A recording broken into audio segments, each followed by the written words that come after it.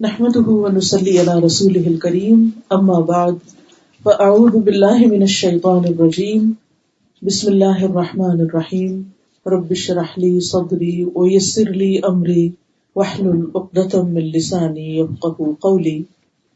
آج ہم کچھ باتیں اولاد کی تربیت کے بارے میں کریں گے۔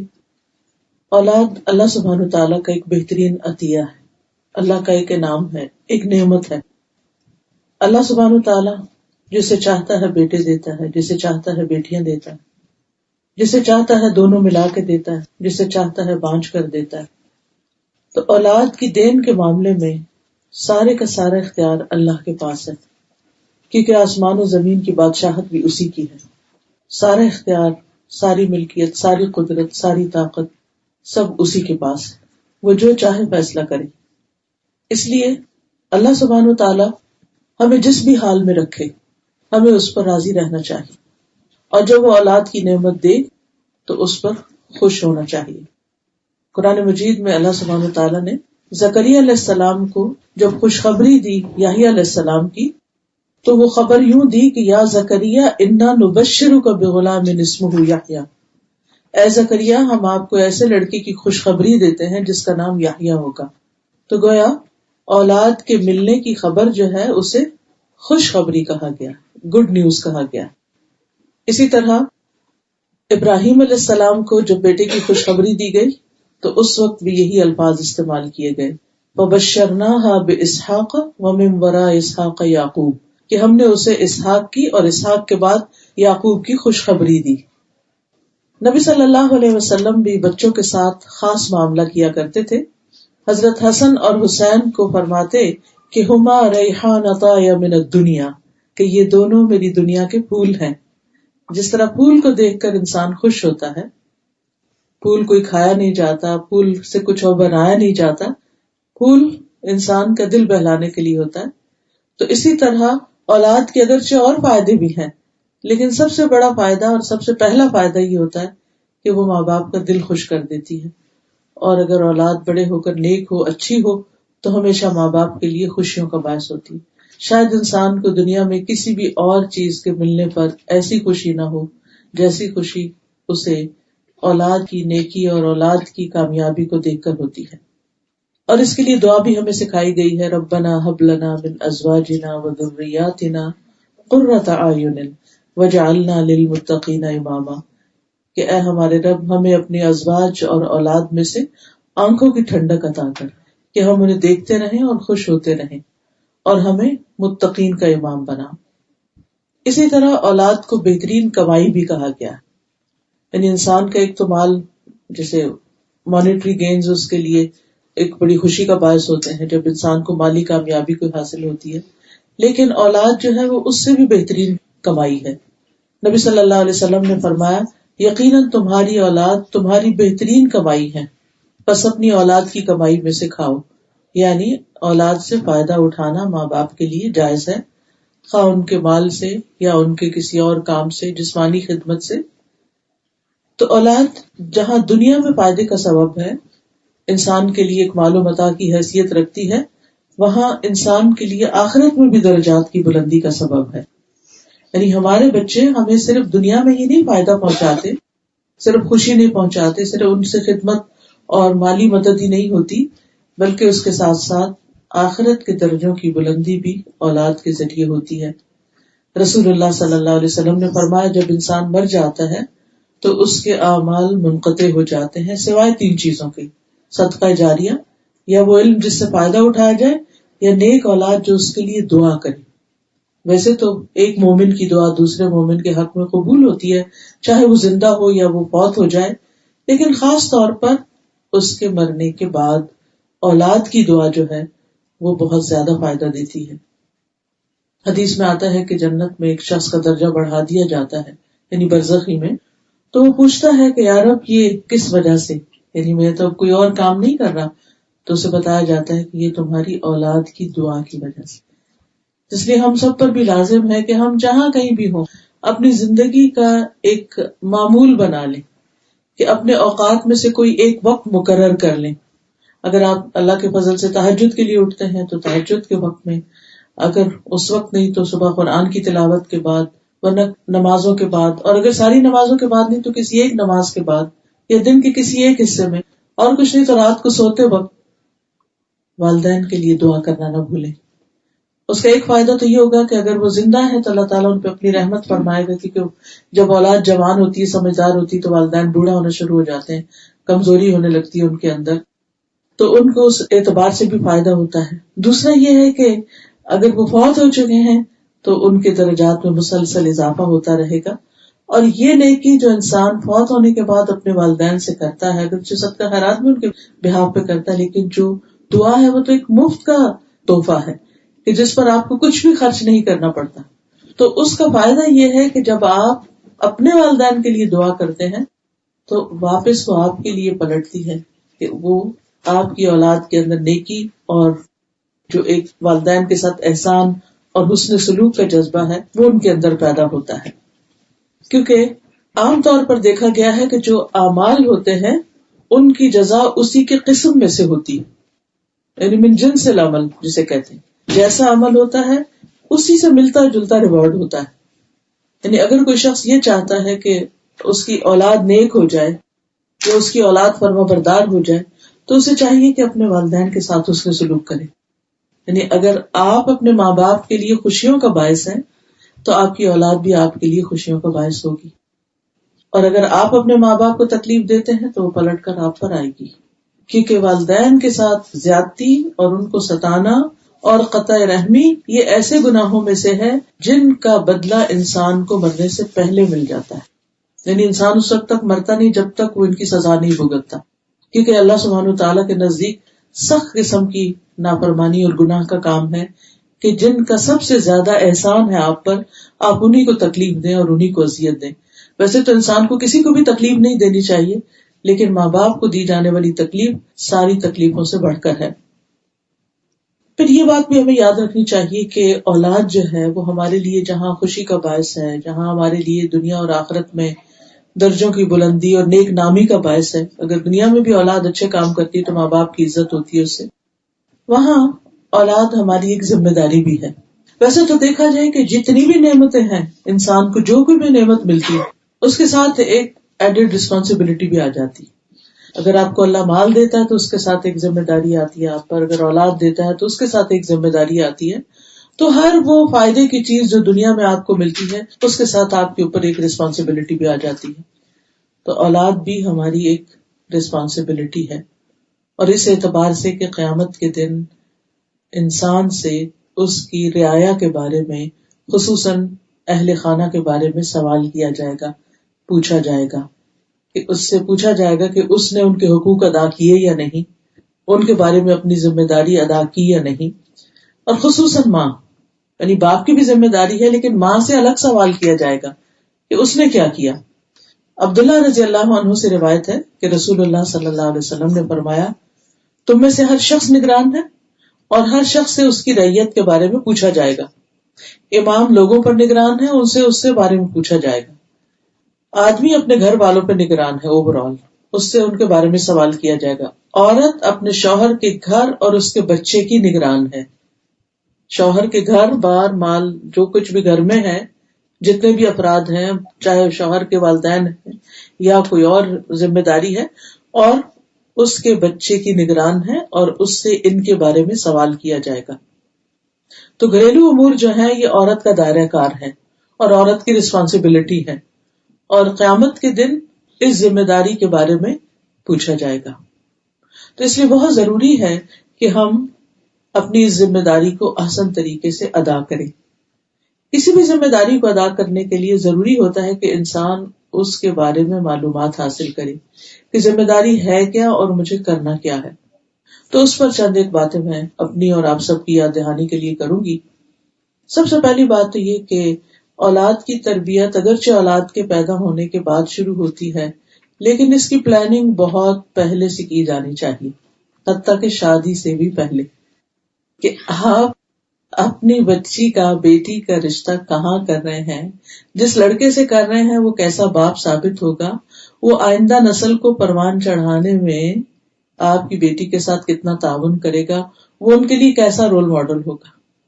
اور اسی طرح اگر آپ اپنے بیٹے کے لیے رشتہ دیکھ رہے ہیں تو صرف یہ نہ دیکھیں کہ لڑکی خوبصورت ہے یا لڑکی مالدار ہے یا بہت اچھی ڈگری یا بہت اچھی جاب والی ہے تو شاید ان چیزوں سے گھر میں بہت خوشیاں ہوں گی اور آئندہ کے لیے بہت فائدہ ہوگا.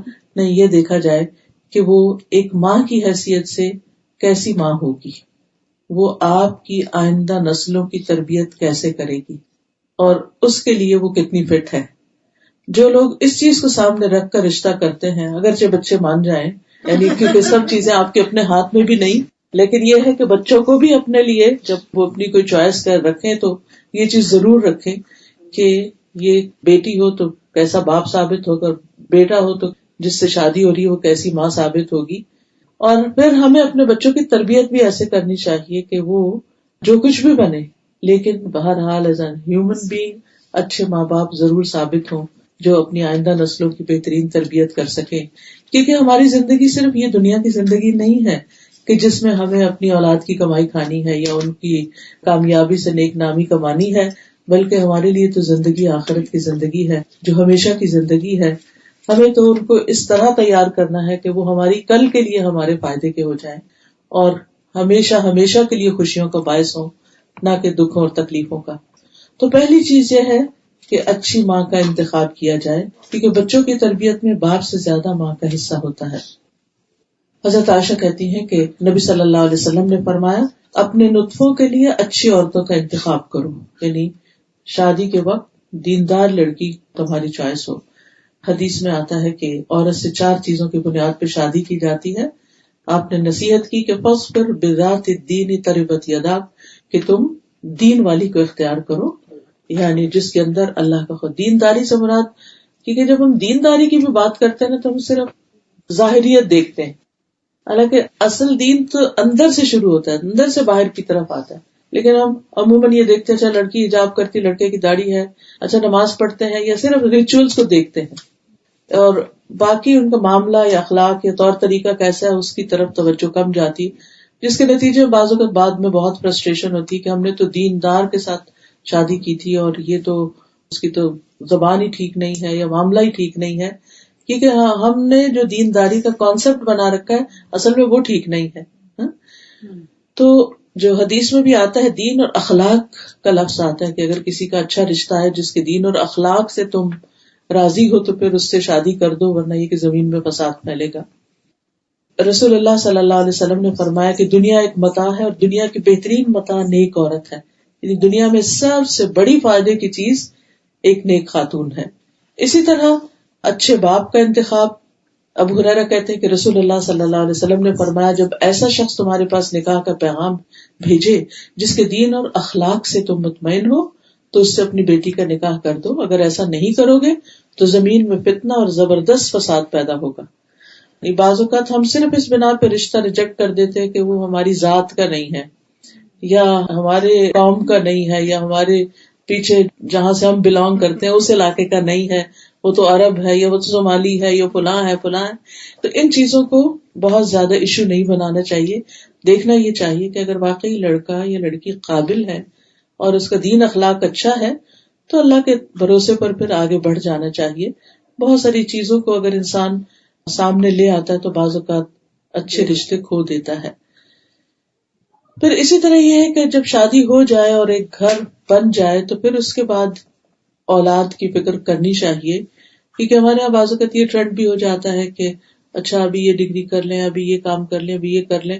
بعض اوقات کئی سال تک بچوں کو اوائڈ کیا جاتا ہے. اس کا نتیجہ یہ ہوتا ہے کہ ہسبینڈ وائف کے بیچ میں ہی بہت سی غلط فہمیاں پیدا ہونی شروع ہو جاتی، کیونکہ بچے جو ہیں وہ ایک زبردست بانڈنگ بھی بنتے ہیں ہسبینڈ وائف کے درمیان اور بہت سے معاملات میں ان کو کام ڈاؤن بھی کر دیتے ہیں، کیونکہ ایک دوسرے سے الگ ہونے سے پہلے یہ دیکھا جاتا ہے کہ ان بچوں کا مستقبل کیا ہوگا اگر ہم صرف اپنے بارے میں سوچتے رہے. تو شادی کے بعد دونوں کو اپنی اگلی نسل کی بھی فکر ہونی چاہیے اور اس کی ابتدا بھی اس سے کہ جب دونوں ایک دوسرے کے ساتھ اکٹھے ہوں تو پھر وہ دعائیں سکھائی گئیں کہ جن کو پڑھنا ضروری ہے. نبی صلی اللہ علیہ وسلم نے اس خاص موقع کے لیے دعا سکھائی، بسم اللہ اللہم جنبنا الشیطان وجنب الشیطان ما رزقتنا. اللہ کے نام کے ساتھ، اے اللہ ہمیں شیطان سے بچا، یعنی ہسبینڈ وائف کو، اور شیطان کو اس چیز سے دور رکھ جو تو اس ملاپ کے نتیجے میں ہمیں عطا کرے. تو حدیث میں آتا ہے کہ ان دونوں کو جو اولاد ملے گی اس تعلق کے بعد اسے شیطان نقصان نہیں پہنچا سکتا، یعنی اللہ تعالیٰ شیطان کو اس سے دور رکھے گا. اسی طرح حضرت مریم کی ولادت کے موقع پر ان کی والدہ نے دعا کی تھی، انی اعیدھا بک وذریتھا من الشیطان الرجیم، کہ میں اس کو اور اس کی اولاد کو شیطان مردود سے تیری پناہ میں دیتی ہوں. اسی لیے جب پیدائش کا وقت قریب ہو تو اس وقت اللہ تعالیٰ کا ذکر کرنا، یعنی کہ خاتون خود کرے یا یہ کے پاس جو ہیں جو عیادت پر ہیں ساتھ ہیں وہ اس کے پاس کچھ پڑھیں، قرآن پاک کی تلاوت سننا، پڑھنا، ذکر اذکار کرنا آنے والے بچے کی شخصیت پر اچھا اثر ڈالتا ہے. حتیٰ کہ جو پریگنینسی کے 9 مہینے ہیں ان میں بھی پازیٹیو تھنکنگ اور قرآن کا پڑھنا اور اچھی مجلس اور اچھی صحبت اور اچھے اخلاق یہ اس آنے والے بچے پر اثر انداز ہوتے ہیں. دوسری بات یہ ہے کہ تربیت جو ہوتی ہے وہ رول ماڈلنگ سے ہوتی ہے، صرف نصیحتوں سے نہیں ہوتی. ہم سمجھتے ہیں کہ بچوں کو اگر ہم ہر وقت لیکچر دیتے رہیں گے تو اس سے وہ بہت نیک بچے بن جائیں گے چاہے ہمارا اپنا عمل اس کے خلاف ہو. تو یہ ہماری بھول ہے. بچے ہماری باتوں سے زیادہ ہمارے ایکشنز کو دیکھ رہے ہوتے ہیں اور وہ بہت کچھ اظہار نہیں کر پاتے لیکن بہت سمجھ رہے ہوتے ہیں کہ ماں باپ کر کیا رہے. حتیٰ کہ جب وہ سمجھنے کے قابل ہو جاتے ہیں نا تو آپ نے دیکھا ہوگا کہ ذرا سے بچے بڑے ہوتے ہیں تو پھر وہ آپ کو بتانے لگتے ہیں اب امی کی یہ کہیں گی، اب یہ ہوگا، اب یہ ہوگا، وہ پورا پریڈکٹ کر دیتے ہیں. تو وہ کہہ دیتے ہیں اب مجھے پتا ہے اب آپ مجھے کیا کہنے والی ہیں اور اب آپ مجھے اس سے روک دے گی اور اب ایسا ہوگا اور ویسا ہوگا. تو چھوٹے ہوتے ہوئے بھی وہ ہمیں دیکھ رہے ہوتے ہیں اور سمجھ رہے ہوتے ہیں. اب دیکھیے کہ جس ماں کے ساتھ پیٹ میں اتنے کلوز انہوں نے 9 مہینے گزارے اور پھر اس کے بعد دودھ پیا اور دن رات ساتھ رہے، وہ کیسے نہیں ماں کے مزاج کو سمجھیں گے کہ ماں کیا کرتی. اس لیے بہت ضروری ہے کہ بچے کے ساتھ ہم آنےسٹ ہوں اور جو چیز ہم اس میں لانا چاہتے ہیں وہ پہلے اپنے اندر لے کر آئیں، کیونکہ خالی بول جو ہیں یا خالی باتیں جو ہیں وہ کھوکھلی ثابت ہوتی ہیں اگر آپ ان پر خود عمل نہیں کر رہے. حضرت عائشہ کہتی ہیں جب سے میں نے ہوش سنبھالا میں نے یہی دیکھا کہ میرے والدین دین اسلام پر ہیں، ہما یدینان الدین، کہ وہ دیندار پیرنٹس ہیں. اب وہ اپنے ماں باپ کے حق میں ایک طرح سے گواہی دیتی ہیں. اسی طرح ہم بھی اپنے عام طور پر جب گفتگو کر رہے ہوتے ہیں تو اپنے ماں باپ کی نیکیوں کا ضرور ذکر کرتے ہیں کہ ہمارے والدین ایسے ہیں، ہماری امی یوں نماز پڑھتی تھی، ایسا کرتی تھی، ویسا کرتی تھی. ایک ایک چیز دیکھ رہے ہوتے ہیں، دوسروں کے ساتھ سلوک کیا کر رہے ہیں، سروینٹس کے ساتھ کیا کر رہے ہیں، گھر سے باہر کون رشتے دار آیا تو اس کے ساتھ پیش کیسے آئے ہیں، کس کو کیسے ویلکم کیا ہے، کس کے ساتھ تعلقات ٹھیک نہیں ہیں. اور بہت سی چیزیں تو مائیں ویسے بھی شیئر کرتی رہتی ہیں، اور کوئی نہیں تو جب اپنی فرینڈس کے ساتھ فون پہ کر رہی ہوتی ہے بچے سب کنورسیشن سن رہے ہوتے ہیں. تو اس لیے اس میں بھی بڑا محتاط رہنے کی ضرورت ہے کہ ہم کیا بول رہے ہیں ان کے سامنے. بعض اوقات وہ کام کچھ اور کر رہے تھے اور دھیان آپ کی طرف ہوتا ہے. اور کئی دفعہ آپ نے دیکھا ہوگا وہ تجسس بھی کر رہے ہوتے ہیں کہ اچھا امی ابو بات کیا کر رہے ہیں، ہماری ہی کوئی بات کر رہے ہوں گے، جی میرا نام کیوں لیا. تو اس لیے اس میں بہت محتاط ہونے کی ضرورت ہے کہ ہم 24 گھنٹے ان کے سامنے ایک نمونہ پیش کر رہے ہوتے ہیں. تو اس سے جو تربیت ہو سکتی ہے وہ کسی اور طریقے سے نہیں ہو سکتی. اگر ہم یہ چاہتے ہیں کہ بچے نماز پڑھیں تو خود نماز کی پابندی کریں اور جب ان کو بھی شروع کرائیں تو پاس کھڑا کر لیں، ورنہ تو کہنے کی بھی ضرورت نہیں ہوتی. آپ نے دیکھا ہوگا چھوٹے چھوٹے بچے آگے آ کے لیٹ جاتے ہیں اور دوپٹے کھینچ رہے ہوتے ہیں اور وہ بھی نماز اور کچھ کر رہے کھیلتے کھیلتے آ کے نماز کے وقت ماں کو ضرور تنگ کریں. ہم اسے تنگ ہونا کہتے ہیں ورنہ وہ اصل میں تو سیکھ ہی رہے ہوتے ہیں، وہ آپ کو کاپی کرنا چاہتے ہیں. اسی طرح یہ ہے کہ سورۃ کہف میں آپ نے دیکھا جن بچوں کی دیوار حضرت خضر علیہ السلام نے بنا دی تھی، حالانکہ اس بستی والوں نے ان کو کھانا دینے سے بھی انکار کر دیا تھا. تو موسیٰ علیہ السلام بہت حیران ہوئے کہ آپ نے ان لوگوں کے ساتھ یہ احسان کیوں کیا ہے جنہوں نے آپ کے ساتھ برا کیا. تو انہوں نے کہا کہ کانا ابوہما صالحا، کہ ان کا باپ بہت نیک آدمی تھا اور وہ فوت ہو گیا ہے اور یہ دیوار گر رہی ہے. ہم چاہتے ہیں کہ جب یہ یتیم بچے بڑے ہوں تو یہ اپنا خزانہ جو ہے وہ وہاں سے نکال سکے. تو اللہ سبحانہ وتعالیٰ نے ان کے حق میں یہ حکم دیا ہے کہ ان کے لیے دیوار بنائی جائے. تو آپ دیکھیے کہ یہ جو والدین کی نیکی ہوتی ہے یہ صرف والدین کے نہیں اولاد کے کام بھی آتی ہے. کانا ابوہما صالحا. اس آیت پر مختلف اسکالرز نے اپنے اپنے خیالات ہیں ان کا اظہار کیا ہے.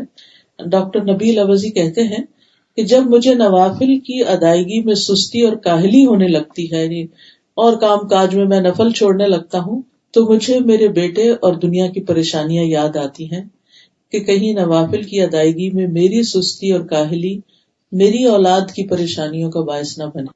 یعنی اگر میں عبادت میں کمی کر رہا ہوں تو ایسا نہ ہو کہ اس کی وجہ سے میری اولاد جو ہے وہ پیچھے رہ جائے. اور اس پر انہوں نے اسی آیت کا ریفرنس دیا وَكَانَ أَبُوهُمَا صَالِحًا کہ ان کا باپ نیک آدمی تھا. وہ دو دعائیں جو رب اوزعنی والی ہیں جی ہاں وہ بھی تو دونوں والدین کے لیے ہیں. والدین کے لیے رب اوزعنی ان اشکر نعمتک التی انعمت علی وعلی والدی کہ اے اللہ مجھے توفیق دے کہ میں شکر ادا کروں اس نعمت کا جو تو نے مجھ پر کی اور میرے والدین پر کی. یعنی والدین پر جو نعمت ہے اس کا شکر میں ادا کروں کیونکہ اولاد والدین کی نعمتوں میں سے حصہ پاتی ہے یعنی فائدہ اٹھاتی ہے چاہے دنیاوی نعمتیں ہوں یا پھر دینی ہوں یا ان کا علم ہو یا اخلاق ہو یا ان کے ریسورسز ہو کچھ بھی ہو تو وہ اولاد کے کام آتے ہیں. تو اس لیے اس پر بھی اولاد کو بھی شکر ادا کرنا چاہیے کہ اللہ نے ہمیں اچھے پیرنٹس دیے جنہوں نے ہمیں یہ تعلیم و تربیت دی اور یہ سب کچھ سکھایا. ڈاکٹر نبیل اوزی ایک واقعہ یہ بھی لکھتے ہیں کہتے ہیں کہ میرا ایک دوست کویت میں ایک حکومتی ادارے میں بہت اچھے منصب پر تھا اچھی پوسٹ پہ تھا لیکن وہ چند گھنٹے روزانہ والنٹیئر کرتا تھا فلاحی کاموں میں لگاتا. تو میں نے کہا کہ تم اگر اپنے ہی کام میں زیادہ دلچسپی لو تو تمہارا اسٹیٹس اور بڑھ جائے گا تمہاری جاب اور زیادہ اچھی ہو جائے گی یعنی بجائے اس کے کہ کہیں اور جا کے کام کرتے ہو تو اپنے ہی کام میں اور زیادہ وقت لگاؤ. کہنے لگا تم جانتے ہو کہ میں 6 بچوں کا باپ ہوں جن میں سے اکثریت میرے بیٹوں کی ہے. مجھے ڈر ہے کہ یہ بے راہ روی کا شکار نہ ہو جائے. جب سے میں نے کانا ابوہما صالحا کی تفسیر پڑھی ہے میں نے اپنی زندگی کا ایک حصہ فلاحی کاموں کے لیے وقف کر دیا ہے اور میں اس کے بہترین اثرات اپنے بچوں میں دیکھ رہا ہوں. یعنی میرے والنٹیئر کرنے سے وہ خیر جو میں لوگوں کو پہنچا رہا ہوں اس کا اثر مجھے اپنے بچوں میں نظر آ رہا ہے کیونکہ وہ بچے دیکھتے ہیں کہ ہمارے باپ جو ہیں وہ کتنا لوگوں کا خیال کرتے ہیں. اور یہ اتنی سچی بات ہے مجھے خود یاد آتا ہے کہ جب میں چھوٹی تھی تو میرے والد چونکہ ہومیوپیتھک ڈاکٹر اور حکیم تھے تو انہوں نے اپنے کچھ اصول بنا رکھے تھے کہ کسی رشتے دار سے کوئی پیسہ نہیں لینا چاہے کتنا ہی دور کا کیوں نہ ہو. اپنے دینی دوست اور ان کے جتنے بھی ساتھ لوائقین ہیں ان سے بھی کچھ نہیں لینا. جتنے بھی غریب لوگ ہیں ان سے کچھ نہیں لینا اور جو دے سکتے ہیں ان کو بھی بس ایک ایوریج اس پر اور پھر اگر کوئی نہیں دے سکتا تو مزید اس کے لیے کچھ اور بھی خدمت نہ دے. تو یہ سب کچھ ہماری آنکھوں کے سامنے ہو رہا ہوتا تھا. پھر وہ اپنی آمدنی کا ایک حصہ جو تھا وہ دین کے کام کے لیے ضرور نکال دیتے تھے. یعنی جب وہ اکٹھا حساب کرتے کہ کیا بچا ہے تو اس میں سے ایک لم سم اماؤنٹ جو تھی وہ انہوں نے لازمن نکالنی ہوتی تھی. پھر میں نے اپنی آنکھوں سے دیکھا کہ وہ ہر روز صبح اپنے کلینک پہ جانے سے پہلے اپنے پوری اسٹریٹ کے رائٹ لیفٹ وہ جو 40 گھروں کا جو ہمسایوں کا وہ آتا ہے نا اس میں سے وہ جو بڑے لوگ ہوتے تھے وہ نہیں جو ان کے سرونٹ کوارٹرز ہوتے تھے ایک ایک میں خود جاتے اور سب کا انہوں نے ریکارڈ لکھا ہوا تھا اپنے پاس کہ کس گھر میں کتنے بچے رہتے ہیں کون یتیم ہے کون بیوہ ہے کون کیا ہے. اور اس کے لیے یہ نہیں کہ کسی کو بھیج دیا اور جا کے اچھا چلو معلومات خود جاتے تھے. صبح صبح ان کا یہ طریقہ ہوتا تھا اور پھر اس کے بعد وہ ہر ایک کو اس کے مطابق جو مدد خدمت کرنی ہے خود یا دوستوں کے ساتھ مل کر تو وہ ان کی خدمت خلق کا یہ کام ہوتا تھا. تو اور پھر یہ ہے کہ ظہر کی نماز کے بعد مسجد میں یا آ کے واپس اپنے کلینک پہ جتنے بھی آس پاس کے علاقے کے لوگ ہوتے تھے ان کو قرآن پڑھاتے تھے یعنی ترجمے کے ساتھ ان کی کلاس ان بٹوین جیسے لنچ ٹائم ہوتا ہے نا لنچ ٹائم بریک ظہر کی بریک اور اس کے ساتھ قرآن کی کلاس ہوتی تھی. تو یہ جو فلاحی کام ہے ان کو دیکھ دیکھ کے پھر اس طرح ہوتا تھا کہ جیسے ہمیں کہتے تھے کہ جتنے تم لوگ روزے رکھو گے اتنی زیادہ عیدی ملے گی. جب چھوٹے ہوتے جیسے نمازوں کا انعام اور اچھا جب عید آ جاتی تو عید سے 1-2 دن پہلے ہی ہمیں کہتے تھے یہ تمہاری عیدی ہے سب بچوں کو بلا کے اور پھر کہتے تھے اچھا اس میں سے اتنا صدقہ کرنا ہے. ہمارے ہاتھوں سے ہم سے صدقہ کرواتے تھے کہ یہ اب تمہارے ہوگے اب تم کرو. تو اس میں بچوں کو آپ کو پتا ہے کہ اتنا پیسوں کا ہوتا ہے، ایک پیسہ بھی نہیں دینا چاہتے، لیکن وہ کہتے تھے دیکھو اگر تم دو گے تو پھر تمہیں اور زیادہ ملے گا. تو ایک حقیقت ہے کہ اگر ہم چاہتے ہیں کہ ہمارے بچوں کے اندر دین کی محبت ہو یا اور چیزیں اس طرح کی آئیں، نیکی کرنے کا خیال آئے، تو پھر ان سے کروایا بھی جائے اور خود بھی کیا جائے. تو عبداللہ بن مسعود کہتے ہیں جب رات میں وہ نوافل ادا کر رہے ہوتے تو سامنے اپنے چھوٹے بچے کو سویا ہوا دیکھ کر کہا کرتے تھے من اجلک یا بنیا، تیرے روشن مستقبل کی خاطر میں یہ نفل جو پڑھ رہا ہوں، اس میں جو دعائیں مجھے کرنی ہے وہ تیری وجہ سے کرنی، یعنی مجھے تو زندگی میں جو ملنا تھا مل گیا، لیکن اب مجھے فکر ہے تمہاری. اور روتے اور اس آیت کی تلاوت کرتے وَكَانَ أَبُوهُمَا صَالِحًا، کہ ان کا باپ نیک آدمی تھا. تو اگر باپ نیک آدمی ہو تو اللہ سبحانہ وتعالیٰ اولاد کی حفاظت کرتا ہے اور اولاد کو سیدھے رستے پر رکھتا ہے. اسی طرح سعید ابن المسیب کہتے ہیں اے میرے بیٹے، میں تمہاری وجہ سے نماز کو لمبا کرتا ہوں اس امید پر کہ تمہارے بارے میں میری حفاظت کی جائے، یعنی تمہارے بارے میں مجھ سے سوال جو کیا جائے گا اس میں میری پکڑ نہ ہو. اور پھر اس آیت کی تلاوت کرتے وَكَانَ أَبُوهُمَا صَالِحًا. اسی طرح اگر ہم چاہتے ہیں کہ ہماری اولاد نیک ہو تو اس کے لیے پھر صدقہ کرنا. اولاد کی کسی بھی قسم کی پریشانی ہو، چاہے چھوٹے ہیں، بیماری ہے، کوئی جوان ہو گئے ہیں، بگڑ رہے ہیں، یا شادی نہیں ہو رہی یا کچھ بھی، تو اس کا بہترین حل کیا ہے کہ اللہ سے دعا کی جائے اور صدقہ کیا جائے.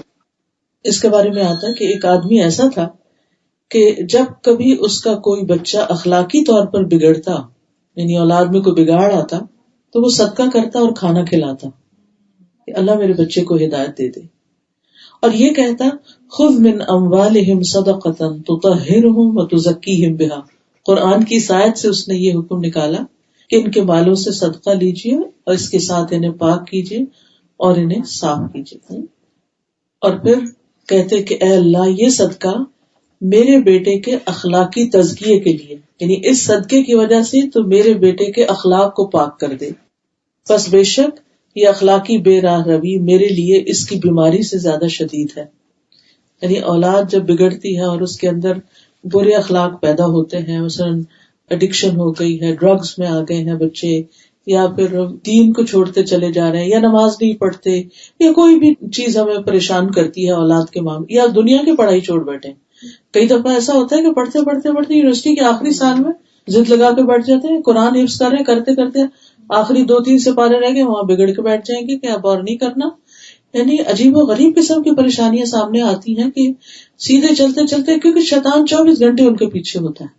شیطان جو ہمارا دشمن ہے وہ چاہتا ہے ہمیں غمگین کرے، تو وہ غمگین کہاں سے کرتا ہے؟ ہماری ویکنیس کے ذریعے، کہ جس سے ہمیں زیادہ محبت ہوتی ہے تو اس کے اوپر جا کے اٹیک کرتا ہے کہ ہم پھر پریشان ہوں.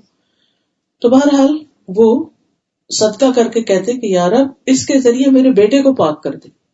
کیونکہ بعض اوقات بچے خود تو نہ اپنے لیے دعا کرتے ہیں، نہ صدقہ کرتے ہیں، نہ مسجد جاتے ہیں، نہ کچھ اور کرنے کو تیار ہوتے، نہ کسی دین کی مجلس میں آنے کو تیار ہوتے ہیں.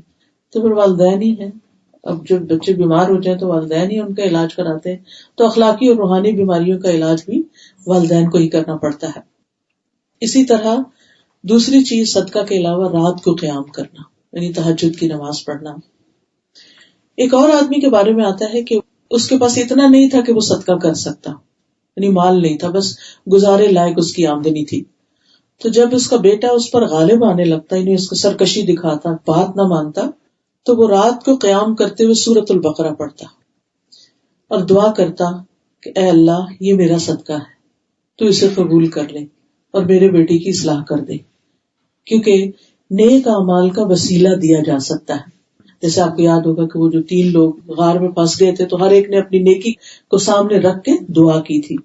تو قرآن مجید میں بھی آتا ہے کہ وابتغوا الیہ الوسیلۃ وجاہدوا لعلکم تفلحون، یعنی کہ اللہ کی طرف جانے کا وسیلہ تلاش کرو.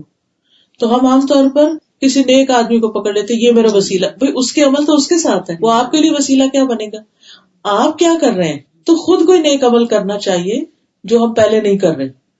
یعنی ہمارا ایک لیول ہوتا ہے نا، جو بھی ہم فرض اپنے پورے کر رہے ہوتے ہیں تو اس سے ایکسٹرا اپنے صدقہ روٹین وغیرہ میں جو کچھ دے رہے ہیں، لیکن خاص مسئلے کے لیے پر خاص صدقہ، اور خاص نماز، اور تہجد کی نماز میں سورۃ البقرہ وغیرہ پڑھ کے اس وقت دعا کیجیے کہ اللہ میرا یہ صدقہ ہے تو قبول کر، اور اس کے ذریعے میرے بچے کی اصلاح، یعنی یہ میرا عمل ایک وسیلہ ہے تجھ تک پہنچنے کا، تیرے قریب ہونے کا.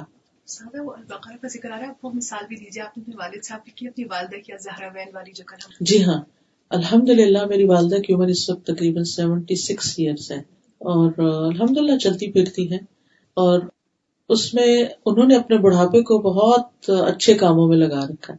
روزانہ الہدیٰ آتی ہیں، کلاسز اٹینڈ کرتی ہیں. ابھی ریسنٹلی انہوں نے تجوید کورس میں ایڈمیشن لیا ہوا اور اس میں اچھی مشکل ٹرمز یاد کر رہی ہیں. اور اس کے ساتھ یہ کہ ان کا روزانہ سورۃ البقرہ اور سورۃ آل عمران پڑھنے کا ہوتا ہے. الزہراوین 2 چمکتی صورتیں جن کے بارے میں حدیث میں آتا ہے کہ قیامت کے دن انسان کے اوپر پرندوں کے جھنڈ کی شکل میں آئیں گی اور سایہ کریں گی، اور اسی طرح بادلوں کی شکل میں آئیں گی اور سایہ کریں گی. تو وہ صبح اپنا شروع کر دیتی ہیں، بیچ میں تھوڑا ریسٹ کیا، پھر پڑھا، پھر کرتے رات تک اپنی، اور پھر پڑھتے تیز بھی ہو جاتا ہے انسان ان صورتوں. تو انہوں نے وہ موٹے سے حرفوں والا سپارہ رکھا ہوتا ہے اور اس کی تلاوت کر رہی ہوتی ہے. اور اس سے فائدہ کیا ہوتا ہے کہ نہ کسی کی غیبت، نہ کسی کا گلہ، نہ جھگڑا، نہ کچھ، اپنے مصروفیت ہے اور اس میں لگے رہے، اور اس کے بعد بھی اپنے بچوں کے لیے دعائیں. اور تو یہ ہے کہ خاص طور پر جب آپ ساری چیزوں سے فارغ ہو جائیں، ایک دور ہوتا ہے نا کہ ہم تیاری کا دور ہوتا ہے، یعنی شادی سے پہلے کا دور ہوتا ہے، اس میں ہم اسٹڈیز کر رہے ہیں، دنیا کا پڑھ رہے ہیں، دین کا پڑھ رہے ہیں، فراغت ہے، اپنی مرضی سے سوتے ہیں، جاگتے ہیں، کھاتے ہیں، پیتے ہیں، آتے ہیں، بہت کچھ کر سکتے ہیں. اس میں اللہ جس کو ہدایت دیتے تو اس کے لیے تو بڑی، یعنی جوانی کی عبادت جو ہے وہ تو بہت ہی زبردست چیز ہے. اس کے بعد شادی ہوتی ہے، پھر شوہر کی ذمہ داری، سسرال کی ذمہ داری، بچوں کی، پھر ایک 10-15 سال کا وقفہ ایسا آتا ہے کہ جس میں انسان پوری طرح ہلا مارا جاتا ہے، ہر چیز اتل پتل ہو جاتی ہے، اس کے سارے جو روٹین بنی ہوئی ہوتی ہے وہ ساری ہل جاتی ہے. پھر دوسری نیکیوں کا موقع آ جاتا ہے. اولاد کو پیدا کرنا، تربیت کرنا، پالنا پوسنا، یہ کوئی کم درجے کی عبادت نہیں، یہ بہت بڑا کام ہے اگر صحیح طریقے پر کیا جا رہا ہو. پھر اس کے بعد یہ ہوتا ہے کہ بچے بڑے ہو جاتے ہیں، انڈیپینڈنٹ ہو جاتے ہیں، اپنی پڑھائیوں میں لگ جاتے ہیں، شادیاں ہو جاتی، پھر فارغ. اس کے بعد اب کیا ہوتا ہے کہ اگر ہمارے پاس کوئی صحیح کام نہیں نا، وہ بڑی مشکل کرتے ہیں بزرگ. پھر وہ بچوں کے معاملات میں بہت انٹرفیئرنس شروع کر دیتے ہیں، پھر وہ بچے ان سے تنگ ہونے لگتے ہیں، پھر وہ بچوں سے وہ ناراض ہونے لگتے ہیں، وہ گھر میں ایک بدمزگی، اور بعض اوقات تو پھر وہ بچے کیک آؤٹ ہی کر دیتے ہیں گھروں سے. اس سے بڑی کیا بدقسمتی کی بات ہوگی. تو اس سے بہتر یہ ہے کہ بزرگوں کی اپنی کچھ مصروفیات ہوں، اور وہ بہترین مصروفیات یہی ہوتی ہیں کہ انسان اس عمر میں قرآن حفظ کرنا شروع کر دے. یہ 2 بہت اچھے اسکالر ہیں، سلیمان الاشکر اور احمد الاشکر. تو ان کی والدہ 70 سال کی ہوگی تھی اور وہ الف بے لکھنا نہیں جانتی تھی. تو ان کو شوق آیا کہ میں قرآن پڑھوں. تو بہرحال ان کے لیے انہوں نے استاد کا انتظام کیا، اور 74 ایئرس کی عمر تک انہوں نے قرآن حفظ بھی کر لیا. یعنی الف بے سے شروع کر کے پہلے ناظرہ پڑھا، پھر اس کے بعد حفظ کرنا شروع کیا. تو 4 سال لگے. تو اب دیکھنے میں تو 4 سال سے پی ایچ ڈی ہو جاتی ہے. تو یہ اس سے کچھ کم نہیں کہ انسان قرآن پورا حفظ کر لے. تو اگر ابھی ہمارے پاس مصروفیت ہے تو ہم اپنی ایک نیت بنا لیں کہ اللہ ہمیں توفیق دے کہ مرنے سے پہلے ہم بھی کچھ کر کے جائیں. تو ایسے میں اگر قریب کوئی ایسی کلاسز ہوں یا کوئی استاد کا انتظام ہو رہا، آپ تو الحمدللہ اسکائپ کے اوپر اچھے استاد مل جاتے ہیں، آپ گھر میں بیٹھے ہوئے سنا سکتے ہیں، اپنے آپ کو انگیج کر سکتے ہیں. کوئی مشکل نہیں رہا. اگر آپ ڈرائیو نہیں کر سکتے، کہیں جا نہیں سکتے، کوئی آ نہیں سکتا، لیکن پلان کرنے کی بس ضرورت ہے. تو بہرحال اولاد کی اصلاح کی نیت سے عبادت کرنا، یعنی عام طور پر ہم پیرنٹنگ کی ٹپس تو لوگ بہت کچھ بتاتے ہیں، لیکن یہ خاص روحانی ٹپس ہیں جو عموماً ذکر نہیں کی جاتی، اور ان کی بڑی تاثیر ہے ان ٹپس کی اگر آپ اس کو عملی طور پر آزما کر دیکھیں. کیونکہ سارا کچھ کرنے کے بعد کاؤنسلنگ بھی کروا لیتے ہیں، سب کچھ کرا، بچے وہیں کے وہیں کھڑے ہوتے ہیں. پھر وہ آگے اصل چیز تھا نا کہ سارے اختیار تو اللہ کے پاس ہے، اللہ کی طرف رجوع کرنے کی ضرورت ہوتی ہے. اللہ تعالیٰ اولاد کے معاملے میں بعض اوقات اسی لیے آزماتا ہے تاکہ ہم اس کی طرف پلٹیں اور اس سے دعائیں کریں. تو بہرحال کہنے کا مطلب یہ ہے کہ بچوں کی اصلاح کی نیت کے ساتھ اللہ کی عبادت کرنا. پھر اگر وہ ہم پر غالب آ بھی جاتے ہیں اور نہیں بھی بات مانتے، تو بات یہ ہے کہ ہماری عبادتیں ضائع نہیں جائیں گی. بعض اوقات زندگی میں نہیں، مرنے کے بعد یہ بچوں کو ہوش آ جاتی ہے. میری ایک اسٹوڈنٹ تھی، یہ اسلامی یونیورسٹی میں جب میں پڑھاتی تھی تو وہاں پر وہ آئی. تو ان کی ایج زیادہ تھی. ہوا یہ کہ ان کے ہسبینڈ جو تھے وہ گورنمنٹ سروس میں تھے, اچانک ان کا انتقال ہو گیا. اب وہ تو خالی ہو گئی, بہت اپسیٹ تھی. تو بہرحال جب وہ آئی یونیورسٹی میں تو یونیورسٹی والوں نے کہا کہ آپ کی تو عمر زیادہ ہے تو ایڈمیشن نہیں ہو سکتا. خیر کسی طرح کرا کے تو ان کو ایڈمیشن دے دیا گیا. انہوں نے یونیورسٹی میں پڑھا کیا, پھر اس کے بعد انہوں نے درس و تدریس کا سلسلہ شروع کیا, قرآن پڑھانا شروع کیا. تو ان کا بیٹا جو تھا وہ اس کے بہت خلاف تھا کہ میری امی کو کیا ہو گیا اور یہ کس طرف چل پڑی ہے. اور تو وہ کہتا تھا بس گھر سے باہر آپ جو کر کے آ جائیں, گھر کے اندر آپ کسی کو نہ کچھ کہیں اور نہ گھر میں کچھ ہوگا. اور صبر کے ساتھ سب کچھ کرتی تھی, لیکن دل میں ان کے بڑی حسرت تھی. ہوا یہ کہ جب ان کو قرآن پڑھاتے آخری دن تھا, بہت سارے لوگ اکٹھے تھے. اس دن ان کی ختم کی تقریب تھی, تکمیل کی, اور شاید وہ قل هو اللہ پہ پہنچی ہے یا قل یا ایھا الکافرون پہ. تو پڑھاتے ان کو ہارٹ اٹیک ہوا اور وہاں سے ہاسپٹل گئی اور فوت ہو گئی. تو یعنی اس سے خوش قسمتی کی ڈیتھ کیا ہوگی کہ انسان اتنے نیک کام کے اندر اس کی دنیا سے. اس واقعے کا ان کے بیٹے کے اوپر اتنا اثر ہوا اور اس سے اس کو یقین بھی آ گیا نا کہ میری ماں صحیح کام کر رہی تھی, اللہ نے اسی میں اس کی جان بھی لی. تو کہا کہ آج کے بعد یہ کلاس جو ہے وہ میرے گھر میں ہوگی. تو بعض اوقات بچے جو ہیں ہماری زندگی میں نہیں ہماری بات مانتے سنتے, تو بھی ہمیں پریشان نہیں ہونا چاہیے, مایوس نہیں ہونا چاہیے, ہمیں دعائیں کرتے رہنا چاہیے. شاید اللہ تعالیٰ بعد میں ان کو ہدایت دیتے. اگر ان کو نہیں تو ہو سکتا اللہ ان کی نسلوں میں, کیونکہ دعائیں رائے گاہ تو نہیں جاتی نا, اللہ تعالیٰ ضائع نہیں کرتا ہماری دعاؤں کو.